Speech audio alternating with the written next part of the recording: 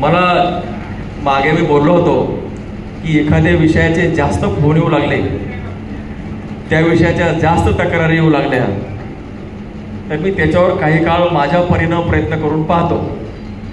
परंतु माझ्या जर आवाक्याच्या बाहेर गेलं तर मी सरळ सरळ त्या संबंधित विभागाची आणि तुमची त्यांची सगळ्यांची बैठकच आयोजित करतोय. त्यामुळं होतं काय की जे प्रश्न आहेत मला जे समजतात ते अधिक म्हणजे चांगल्या पद्धतीनं तुम्ही त्यांच्यासमोर मांडता आणि त्यांचे जे प्रश्न आहेत, त्यांचे काही अडीअडचणी आहेत त्याही तुम्हाला कळतात. आता म्हणूनच आपण कृषी विभागाची बैठक लावली. मागच्या वेळेस शेत रस्ते, पाणंद रस्ते, जोड रस्ते याची आपण बैठक घेतली आणि त्यानंतर तितकीच महत्त्वाच्या मागण्या मला दररोज जर येणाऱ्या फोनमध्ये 50% जास्त फोन हे आता महावितरणच्या कामासंदर्भात आमची लाईट नसते, इजीचं कनेक्शन नसतं, गावात तिथली लाईट नाही आहे, शेतामध्ये आमच्या तिथे लाईटच नाही आहे, काही भागातच गेली आहे, कुठे पोल पडलेले आहेत, कुठे लटकलेले आहेत, आमचं कनेक्शन मिळत नाही आहे, सोलार कनेक्शनच्या काही कंपन्या याच्यामध्ये मदत करत नाहीत, या संदर्भात तक्रारी आल्या होत्या. जसे फोन येतात आणि माणसं येतात त्यावरून लक्षात येते की आज रोजी ते सीझन जे आहे त्याची मानसिकता काय आहे. आणि आज रोजी सगळ्यात जास्त किंबहुना त्याच्यापेक्षा महत्त्वाचा प्रश्न आहे लाईटचा आणि तुमच्या कनेक्शनचा. त्यामुळं आणि हे असं खातं आहे की जो हत्ती आहे ना, तो 4 लोकांना हत्ती कसा दिसतो की हे कसा हत्ती आहे, हत्तीचं वर्णन करावं, तो हत्ती नेमका कसा. शासनाच्या विभागातला जो हत्ती आहे ना हा, हे बाकी सगळे विभाग कळतात, पण हे जे वीज देणारं खातं आहे त्याचा अंदाजच येत नाही, तो खातच कळत नाही बऱ्याच लोकांना. बरोबर आहे सर. एक तर याच्या कंपन्या केलेल्या आहेत. आता हे शासनाचं आहे का खाजगी आहे का कंपनीचं तुम्हाला सुद्धा माहीत नाही. मलाच माहीत नव्हतं आतापर्यंत होतं, बराच काळ मला माहीत नव्हतं, मी शासनात गेल्यावर कळलं. सर्वसामान्य माणसाचं साहेब त्याला फक्त एकच पाहिजे की मी त्याच्या कनेक्शनसाठीचं मी पावती फाडतो आणि मला कनेक्शन आलं पाहिजे. मी जे काही लाईटसाठी मागणी करतो ती लाईट रेग्युलर राहिली पाहिजे. माझ्या शेतामध्ये नवीन मला लाईट असली पाहिजे. माझी वीज पूर्ण वेळ असली पाहिजे, लोड शेडिंग नसलं पाहिजे. आणि मी जे काही शेतातलं पाणी, विहिरीतलं पाणी, कुठलं पाणी, त्या पाण्याची व्यवस्था माझ्या शेताला झाली पाहिजे. त्याचं साधं आहे, घरी आलं की त्याला घरामध्ये लाईट पाहिजे. आणि आता वादळ पावसाळा जे काही येतं, पाऊस वारा गारा, त्याच्यामध्ये ही जी वारंवार जी लाईट जाते ती जायला नाही पाहिजे. एवढंच आहे ना आपलं म्हणणं. साधं आहे. शेतकरी खूप साधा आहे, भोळा आहे, त्याच्या अपेक्षा सुद्धा खूप कमी आहे.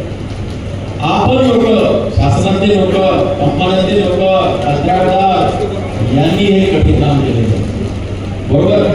हे काम सोपं काम आहे, पण हे काम सगळं अवघड करून टाकलेलं आहे. काम करत नाही, शेतकरी काम करत नाही, लाईनमन काम करत नाही. हे सगळं बरोबरच आहे, ते काम करतही नाहीये बरेच, पण ते काम करत नाही एवढंच हे नाही. हे करण्यासाठीच्या एजन्सीज आपण अपॉइंट केल्या. एजन्सीज असतात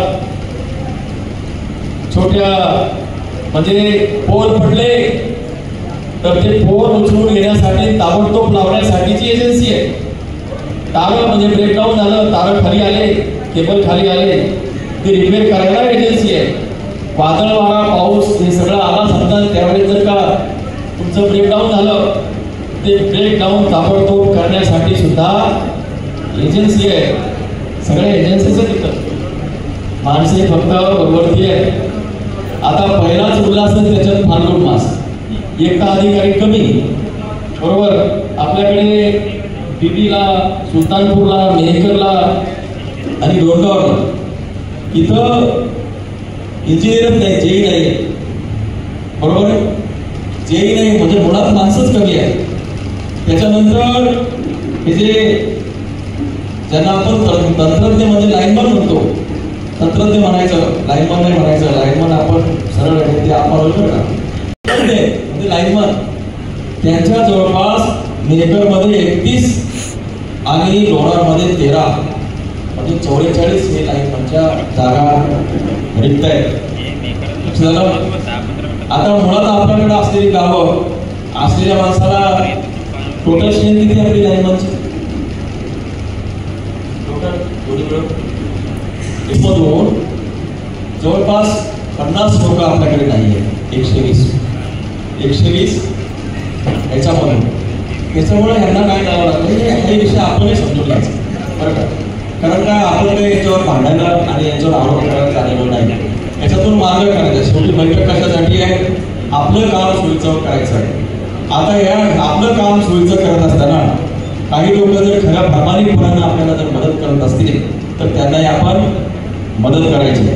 परंतु काही लोक आपण वारंवार आपण डोकं फोडतोय म्हणून त्याला कळत नसेल तर अशा वेळेला यांचे सुद्धा डोके फोडायचे ठेवायचे नाही. हे खरं की ही यंत्रणा आहे, 24 तास काम करणारी यंत्रणा आहे, ही सर्व्हिस यंत्रणा आहे, आपत्कालीन यंत्रणा आहे. तर या यंत्रणेला समजा उद्या काही झालं, कोविड जरी आला, काही जरी भानगडी झाला तरी यांना घरी सुट्टी नाही बरं का. शाळा मास्तरला सुट्टी आहे, तुम्हाला मला सुट्टी आहे, यांना सुट्टी नाही. 24 तास काम करणारी ही यंत्रणा, ही एकमेव यंत्रणा आहे आपल्याकडे. जसं फायर ब्रिगेड आहे तशी यंत्रणा आहे, आपत्कालीन यंत्रणा. तरी सुद्धा एवढी ही लोक काम करतायत, निश्चितपणानं काम करतायत. आणि आता जो काही सुरुवातीच्या दिवसामध्ये वादळ वावदान येतं, मोठमोठा हवा येते, पोल पडतात, झाडं त्याच्यावरती पडतात ना, आपल्यालाही कळतं. अशा वेळी त्या भागातली लाईट जाणं साहजिक आहे, जाते, ते आपण समजून घेतलं पाहिजे. आणि ते सुद्धा रात्री बेरात्री बसून ते काम करतात. तुमचं कौतुक करतो, तुमचं अभिनंदनही करतो की तुम्ही कामं करता म्हणजे. परंतु अलीकडच्या काळामध्ये विशेषतः हे मेहकरला हा आजार झालेला आहे, ग्रहणच लागलेलं आहे. इथल्या सगळ्या यंत्रणा अजगरासारख्या सुस्त पडलेल्या आहेत आणि त्याच्यामध्ये सुद्धा आपली गणना होते काय असं मला वाटायला लागलंय.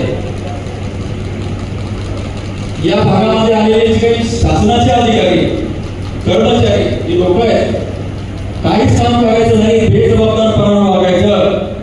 आणि शेतकरी असेल, सर्वसामान्य माणसाला काही समजायचं ना, अशा प्रकारची वृत्ती निर्माण झालेली हे मी स्वतः पाहिलेलं आहे, अनुभवलेलं आहे. आणि म्हणून जेव्हा कोणी फोन करतात, जे काही कस्टमर ग्राहक तुम्हाला फोन करतो, शेतकरी असतो, त्याच्या शेतात त्याला ताबडतोब जाऊन आता लोड शेडिंग मध्ये, आता जर लोड शेडिंग लाईट आहे तर ताबडतोब त्याला असं वाटतं की आता लाईट आहे बाबा, तर माझ्या शेतातला पाणी दिलं पाहिजे. माझं जे काही हळदी असेल, काही पीक असेल तर वाया जाते, सुकून चाललंय, काही वाईट वाटतं गावात, काही वाईट आहे त्याचं वाटतं. अशा वेळी तिथं जातो तर तिथं ते तुमची लाईट नसते, तिथं कनेक्शन नसतं. असे 1 दिवस 2 दिवस सहन करत, पण जेव्हा त्याचं पीक जळून जातं समजून घ्या त्याच्या मनात काय असतं. मित्रांनो, तुम्ही पण शेतकऱ्यांची मुलं आहेत, मी पण आहे. आणि शेतकरी आज रोजी कोणत्या अवस्थेतून जातोय आपण जरा कृपा करून समजून घ्या. तुम्हाला पगार आहे, भले कॉन्ट्रॅक्ट बेसवरती असो किंवा असे असो किंवा तसे असो, आपल्याला पगार आहे. आपल्याला पगार आहे, यांना पगार नाहीये. शेत जर गेलं, शेतीचा हंगामाचं जर का बरं वाईट झालं, भाव मिळाला नाही तर यांना दुसरा पर्याय नाही. आपल्याला महिन्याला पगार आहे, यांना पगार नाही. आणि अशा वेळेस तो जर त्रासलेला असेल, त्रस्त परिस्थितीमध्ये जर आपल्याला फोन करत असेल की साहेब लाईट द्या, अडचणीत आहे, तर त्याचा फोन उचलायला पाहिजे का बाजूला ठेवायला पाहिजे? तुम्ही सांगा मला, फोन उचलायला पाहिजे की नाही? मग इथल्या तक्रारी सर्वात जास्त काय आहे? कुणीतरी उभं राहायचं की असे फोन तुम्ही का घेत नाही, यानंतर फोन घेणार का नाही, मला आज आश्वासनच पाहिजे. उभं राहा, उभं राहा, कोणी यायचं उभं राहा, कुणीतरी उभं राहा, उभं नाही फोन ते घ्यायचे नाही, फोन यापुढे उभं राहून सगळा कुणीतरी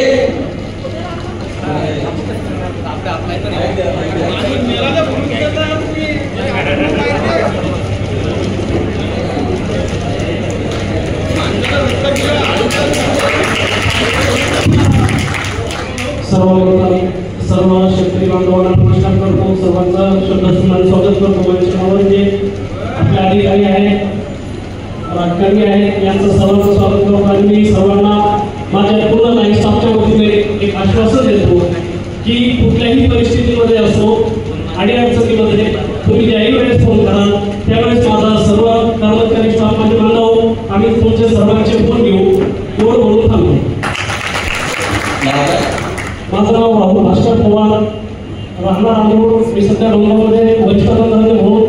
काम करतो. आपण सगळ्यांनी राहुल पवारांचा आदर करावा. शेवटी काय माहिती का, तुमचा रागा, तुमची चिडचिड त्याच्यातून उत्तर झालं पाहिजे ना. आता हे जे अशा प्रकारे दुसरं त्यांच्याकडे एका तंत्रज्ञाकडे 3-3, 4-4, 5-5 गावं आहेत, बरोबर. त्यामुळं ह्या गावाचा या गावाला जाऊ का त्या गावाला जाऊ यांची अडचण होती. त्यामुळे ती विषय समजून घ्या. या संदर्भात जयबाई साहेब चर्चा केली की जी लोक ज्यांना सोयीचे आहेत असं जर तुम्ही बसून जर आहे माझं इथलं नियोजन करू द्या. दुसरा विषय, आता जे काही तक्रारी येतात आपल्याकडे, ज्या तक्रारी येतात त्या तक्रारीचं ताबडतोब निवारण करण्याचं काम हे संबंधित डेप्टी इंजिनियरचं आहे, बरोबर आहे. डेप्टी इंजिनियर त्या ठिकाणी प्रत्यक्षात फील्डवरती जात नाही, पण डेप्टी इंजिनियर त्या लाईनमनला सांगतो आणि त्या एजन्सीला ताबडतोब सांगतो. कारण प्रत्येक विभागामध्ये जवळपास आपल्याकडे 26 ते 30 एजन्सीज आहेत मेहकरमध्ये आणि लोणारमध्ये. आणि काहीही घटना घडली तर त्याच्यावरती उपाययोजना करण्यासाठी ती एजन्सी अपॉइंट केलेली आहे, त्यांना कॉन्ट्रॅक्ट दिलेला आहे, त्यांना शासन पगार देते, महावितरण त्यांना पैसे देते, पगार नाही, पैसे कॉन्ट्रॅक्ट ठरले ते फुकट करत नाही, ते फुकट करत नाही, पैशासाठी करतात. आणि त्यांना अपॉइंटमेंट केल्यानंतर सुद्धा ते काम करत नाही. माझी जयबाई साहेब, तुम्हालाच नाही, तुम्ही जर नाही ऐकलं मी वरिष्ठाकडे जाईल, या 10-5 एजन्स्या ताबडतोब ब्लॅक लिस्ट मध्ये गेल्या पाहिजे. 10 ते 5 एजन्सी यांना काम पण मिळालं नाही पाहिजे, नाहीच पाहिजे. आणि या ब्लॅक लिस्ट मध्ये घातल्याशिवाय मी स्वतः राहणार नाही. कारण खूप त्रास दिला आहे, हे काम करत नाहीत आणि या सगळ्या लोकांना ते अडचणीत आणतात, बरोबर आहे. आणि म्हणून त्यांना पैसा पाहिजे असतो. शेतकऱ्याचे पोल तसेच रस्त्यावर पडलेले असतात, उचलत नाही, पोल वाकडे पडलेले असतात. कळपिरा गावाला गेलो होतो मी, त्या गावामध्ये अक्षरशः ती लाईन जे केबल आहे केबल खाली आलेले आहे. कधीही कुठला एखादं वाहन टेम्पो जरी गेलं तर तिथले ते केबल त्याला लागू शकतात. हा प्रश्न मी पालकमंत्र्यांना डीपीडीसी मध्ये पण सांगितला होता. त्यानंतर ते म्हणाले की आम्ही काय केलंय म्हणून, तुम्हीच मला सांगितलं होतं त्या बैठकीमध्ये. आणि म्हणून आपल्या भागामध्ये कुठेही जे वाकडा पोल, लटकलेली केबल अडचणीत बरेच लोक आता म्हणतायत त्या ठिकाणी की 1-2 माणसं इथं मेलेले आहेत त्याच्यामध्ये, बरोबर. मुळामुळेला बरोबर आहे. साध्या गोष्टी आपल्या हलगर्जीपणामुळे जीव जात आहे. आणि याला जबाबदार कोण आहे? एजन्सीज आहे. त्यांच्यावर एफआयआर का करत नाही? का त्यांची कदर करता? काय तुम्हाला काय कुठेतरी बोललो आता, तुम्हाला त्याच्यात एवढा इंटरेस्ट काय आहे त्यांच्या सांभाळायला? काय इंटरेस्ट आहे? इंटरेस्ट शेतकरी ओरडतो त्याचा फोन घ्यायचा नाही, बरोबर. एजन्सीला बोलायचं नाही आणि एजन्सीला सावरायचं. या एजन्सी फुकटपणानं त्यांचं काम करतात, काय करतात नाही करतात तुमचं तुम्हाला माहिती. त्यांनी त्यांचं काम केलं असतं तर हे प्रश्न झाले नसते. आणि म्हणून ह्या ज्या एजन्सी आहेत त्या एजन्स्या मला ॲट एनी कॉस्ट त्या एकतर तर कॅन्सल करायच्या, केवळ कॅन्सल करून चालणार नाही तर त्याला ब्लॅक लिस्ट भविष्यात कधी या एजन्सी हे कामच घेणार नाही याची मी काळजी घेणार आहे, मी बघणार आहे.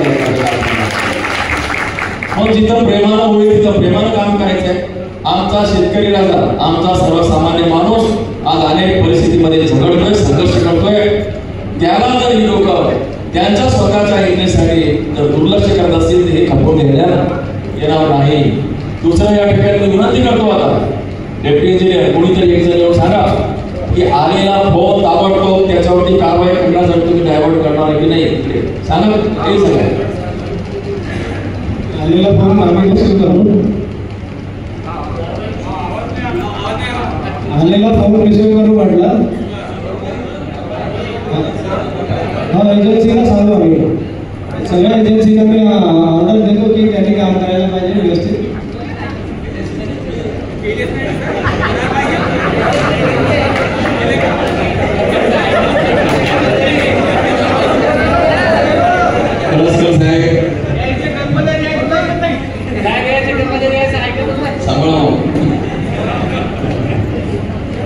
त्याचं काही खरं नाही.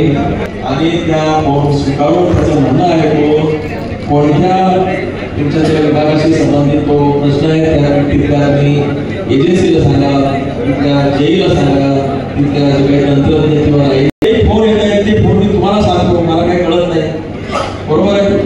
मग तुम्ही ताबडतोब तिथं त्याला कळवा. जसा माझा फोन येता तसं तुम्ही सर्वसामान्य माणसाला आमदार समजून प्रत्येक फोन तुम्ही रिसिव्ह करा, चालेल. येणारा प्रत्येक फोन हा आमदार खरात साहेबांचा फोन आहे हे सगळ्यांनी मनावर ठेवा. आणि त्या फोनला मला जेवढा रिस्पॉन्स देतात तेवढाच रिस्पॉन्स त्या प्रत्येक माणसाला द्या. इथे तंत्रज्ञ म्हणजे लाईनमन असेल किंवा इंजिनियर असेल, एक्झिक्युटिव्ह इंजिनियर असेल, सगळ्यांनी फोनला रिस्पॉन्स करा, त्यांचे अटेस्ट करा. दुसरं या सगळ्यांची बैठक आयोजित करायची आहे जयभाई साहेब. या सगळ्या एजन्सीलाच मला आता भेटायचं आहे. आणि याच्यामध्ये आणखी एक एजन्सी राहिली, रीडिंग एजन्सी. रीडिंग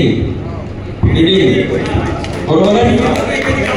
हे ह्याचं जे मुलं ह्याच्यात आहे सगळ्या चोर आणि आता काय मला बोलता येत नाही, सगळ्यात जर काही बनवाबनवी होत असेल ते इथं, बरोबर आहे. रीडिंग एजन्सीला सुद्धा जरूर बोलवा. काहींना दिलंच नाही आणि काहींना भरपूर दिलं. हा जो गोरखधंदा आहे हा गोरखधंदा आपल्या मतदारसंघामध्ये तरी माझ्याकडे चांगला नाही. आणि म्हणून या सगळ्या एजन्सी यांची सगळी बैठक आपण ताबडतोब बोलवा. माझ्याकडे आलेले सगळे जे निवेदन आहे ते सगळे निवेदन मी या जयभाई साहेबांच्या हातात देतो.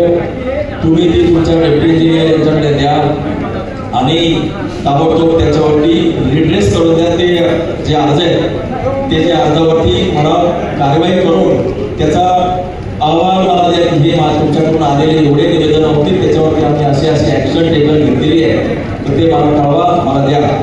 आणि या एजन्सीज आहेत सगळ्या यांची ताबडतोब बैठक घ्या.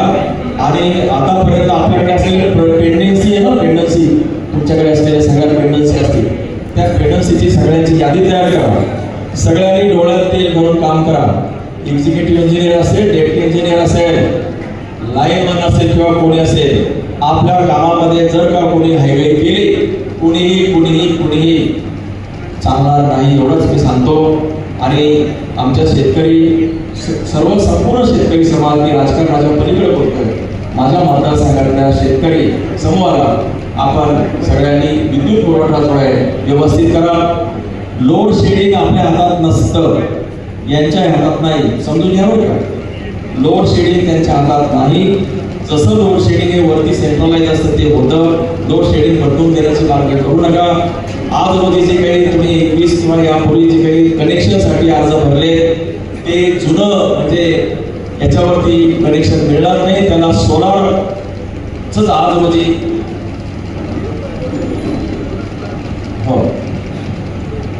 सोलार साठीच आज रोजीची पॉलिसी आहे. त्या संदर्भामध्ये मी शासनात विधानमंडळामध्ये मुख्यमंत्री महोदयांना भेटून आम्ही सगळे लोक याच्यावरती पक्षाच्या वतीनं जोरदार आवाज उठवणार आहोत. कारण पॉलिसी फॉल्टी आहे, त्याचा त्रास आपल्याला होतोय. दुसरं असं की सोलारची तुम्ही मागणी केली. मी जे काही दत्तक घेतलेले गाव आहे मेळ जालोरी आणि मडी, लोणार तालुक्यातलं मडी आणि मेळ जालोरी जे गाव आहे ते आदिवासी, दोन्ही आदिवासी गाव आहेत. ते दोन्ही आदिवासी गाव मला 100% सोलार तुम्ही करून द्या. ते दोन्ही गावं 100% सोलार करण्याची जबाबदारी आमदार म्हणून मी या ठिकाणी घेतो. आणि साहेबांनी एक मुद्दा काढलाय की हळूच सांगा की बिल भरा.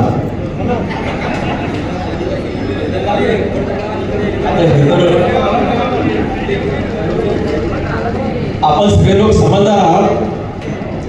आपण कुणी आकडे लावत नाही, आपल्याकडे आकडेच लागत नाही, बरोबर. आणि आपण सर्वजण नियमित बिल भरतो अशी माझी धारणा आहे. जर समजा याच्यातून कोणी समजा भरत नसेल तर त्याने सुद्धा मी त्यांचा निरोप तुमच्याकडे पास आउट केलेला आहे. बिल भरण्याचं सुद्धा आपण मनात ठेवा, बरोबर. आमच्या आमदार लोकांसाठी आपल्या सर्व्हिसेस आपण खरेखर आम्ही आश्वासित करतो तुम्हाला तुम्ही आमच्या सर्व्हिसेस दयाबाईचे करेक्ट करा. तुम्हाला 100% आम्ही बिल सुद्धा भरण्याचं काम मी स्वतः गॅरंटी देतो. मात्र यांना तुम्ही त्रस्त करू नका. तुम्ही त्यांना सुखी ठेवा. आम्ही तुमचं बिल किंवा बाकीच्या गोष्टी होऊ देणार. बरोबर आहे. तर आपण सगळेजण या ठिकाणी आलात आणि इतका वेळ दिला आणि इतक्या मोठ्या संख्येने विशेष म्हणजे मोठ्या सभेचं रूपांतर या ठिकाणी झालं. आपण आपल्या सगळ्यांचं मनापासून आभार मानतो. पण अधिकारी आणि आपल्या घटक पक्षाचे सगळ्या पदाधिकाऱ्यांचे सुद्धा महिलांचं सगळ्यांचं आभार मानतो. थांबतो. जय हिंद, जय महाराष्ट्र.